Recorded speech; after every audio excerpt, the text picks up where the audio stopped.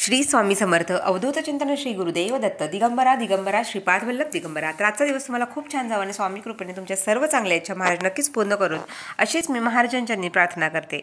तर अविनाश दादांच्या ग्रुपमध्ये जॉईन झाल्यानंतर प्रत्येक सेवेकरींना खूप सुंदर सुंदर अनुभव येत असतात. त्यातीलच हा एक अनुभव आपल्या अश्विनीताई यांचा आहे. तर त्या नेवासाहून त्यांचा हा अनुभव लिहून पाठवला आहे. तर पहा, म्हणजे आपला जो ग्रुप आहे अविनाश दादांचा, त्या ग्रुपमध्ये दर बुधवारी दर शनिवारी दादांचं मार्गदर्शन असतं. तर हे जे आध्यात्मिक मार्गदर्शन असतं, तर त्या मार्गदर्शनामधून आपले अनेक प्रश्न सुटत असतात. आणि कित्येक जणांचा असाही अनुभव आहे की हे फक्त ग्रुपला जॉईन झाल्यानंतर त्यांचे इतके सुंदर अशा अनुभूती आलेली आहे. त्यांचे खूप प्रश्न असे जे पेंडिंग होते तर तेही सुटायला लागलेले आहेत. तर प्रश्न टाकण्यापूर्वीच इथे काहींना इतके सुंदर सुंदर अनुभव आले आहेत की त्यांच्या जे प्रश्न होते ते सुटत किंवा कमी व्हायला लागले होते, किंवा जे काही त्रास होते तेही नष्ट व्हायला सुरुवात झालेली आहे. तर तसेच दररोज आपल्या ग्रुपच्या माध्यमातून सकाळी संध्याकाळी ह्या सेवा होत असतात. तर टेलिग्रामवर श्री दत्तभक्त परिवार ह्या ग्रुपला तुम्ही जॉईन करा. टेलिग्राम ॲप्लिकेशन घ्या तुमच्या मोबाईलमध्ये. तर तुम्हाला जर कोणी ताई दादा असतील ज्यांना मोबाईलमधलं जास्त काही कळत नाही, तर तुमच्या घरातील मुलांकडून, शेजारपाजारांच्या मुलामुलींकडून तुम्ही हे करू शकता. आणि मग टेलिग्राम ॲप घेऊन तुम्ही इथे श्री दत्तभक्त परिवार या आपल्या ग्रुपला जॉईन व्हा. जर तुम्हाला व्हॉट्सअपची लिंक हवी असेल तर तीसुद्धा मी डिस्क्रिप्शन बॉक्समध्ये देत आहे, तीसुद्धा तुम्ही जॉईन करू शकता. तर या माध्यमातून सुंदर अशा अनुभूती आपल्याला नेहमीच येत असतात.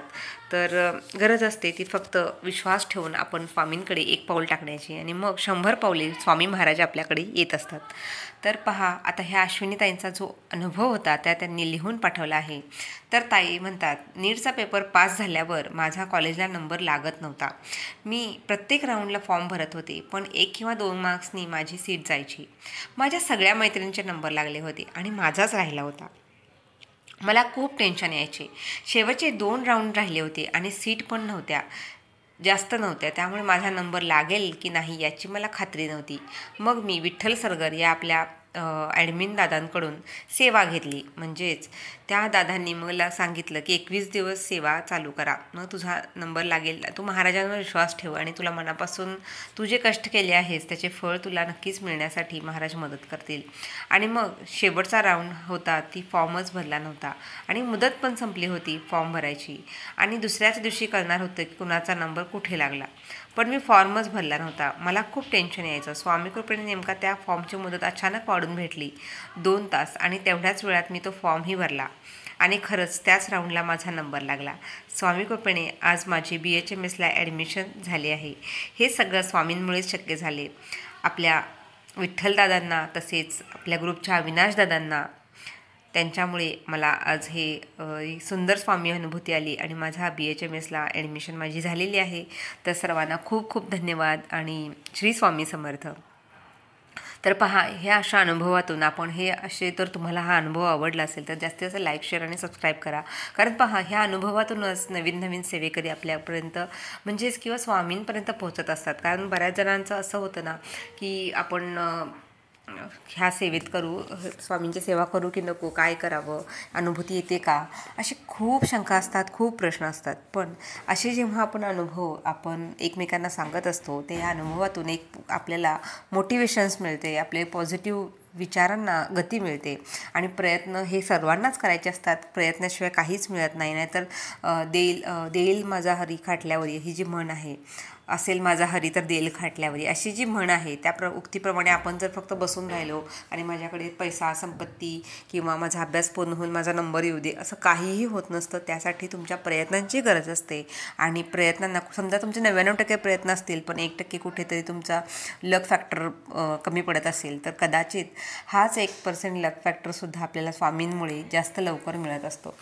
तर कष्टांना, प्रयत्नांना आपल्या स्वामींचा जर आशीर्वाद असेल तर आपल्याला काहीच असं अशक्य नाही. आणि ज्या म्हणून आपण आपल्या कष्टांसोबत स्वामींच्या सेवेचंसुद्धा जर एक बाजू जोडली तर आपल्याला आपण जे काही आपले महत्त्वाचे संकल्प आहेत, आपले महत्त्वाचे काही कार्य आहेत, यात यश आल्याशिवाय राहत नाही. तर आजचा हा अनुभव तुम्हाला कसा वाटला नक्कीच मला कमेंट्स करून सांगा. आणि तुम्हालाही स्वामींची कुठल्या अनुभूती आली आहे, तुम्हाला जर माझ्याशी शेअर करायचं असेल तर नक्कीच तुम्ही मला कॉन्टॅक्ट्स करू शकता. तुमचा अनुभव मला तुम्ही लिहून देऊ शकता, रेकॉर्ड करून पाठवू शकता, किंवा तुम्ही मला कॉलवरसुद्धा सांगू शकता. तर माझा मेल आय डीही दिलेला आहे, तिथेसुद्धा तुम्ही जाऊन संपर्क करू शकता. तर आपल्या या ग्रुपच्या माध्यमातून आलेला हा सुंदर अनुभव आहे. तर हा अनुभव तुम्ही ॲटलिस्ट सगळ्यांना सांगत चला. स्वामींचे अनुभव खूप महत्त्वाचे असतात, कारण परब्रह्माची, ब्रह्मांड नायकाची सेवा आपण करत असतो आणि त्या सेवेमध्ये दुःखित, कष्टित, पीडित जीवांना जेव्हा आपण तिथेपर्यंत नेत असतो, तेव्हा कुठे ना कुठे समजा त्यांचा जर स्वामींवर विश्वास, त्यांचे जे काही महत्त्वाच्या संकटातून दूर झाले, स्वामींवर त्यांचा एकदा जर दृढ विश्वास झाला, तर ते कायम म्हणजे आजीवन ते स्वामींच्या सेवेत राहतील आणि त्यांचा जो आत्मा समाधानी होतो, त्यांचं जे दुःख दूर होतं, त्यातून त्यांना जी काही एक शांती मिळते, सुख मिळतं, तर हे कुठे ना कुठे त्यांचा आत्मा तुम्हाला नकळतपणे आशीर्वाद देत असतो. आणि प्रत्येक पुण्याची आपल्याला ही किंमत मिळत असतेच, कारण जगात काही जरी झालं तरी महाराज आपलं कधीच ऋण ठेवून घेत नाही. तुम्ही ह्या डिस्क्रिप्शनमध्ये जरी श्री स्वामी समर्थ जरी लिहिलं, तर त्या नामाचं फळसुद्धा तुम्हाला महाराज देतातच. कारण माझे महाराज हे स्वर्तुगामी आहेत, म्हणजे स्मरण करताच जे प्रकट होणारे असे माझे स्वामी महाराज आहे, स्वामी माऊली आहे. तर नक्कीच तुम्ही जास्तीत जास्त स्वामींच्या सेवा करा आणि आपल्या प्रयत्नांबरोबर, यशाबरोबरच थोडासा स्वामींचा आशीर्वादसुद्धा आपल्याला नेहमीच मिळत असतो. क्षणाक्षणाला आपल्या ती अनुभूती येत असते. तर चला, तर मग झालेली सर्व सेवा मी स्वामींच्या चरणी अर्पण करते आणि आपली रजा घेते. परत एकदा भेटू अशाच सुंदर अनुभूतींसह. तोपर्यंत सर्वांना श्री स्वामी समर्थ.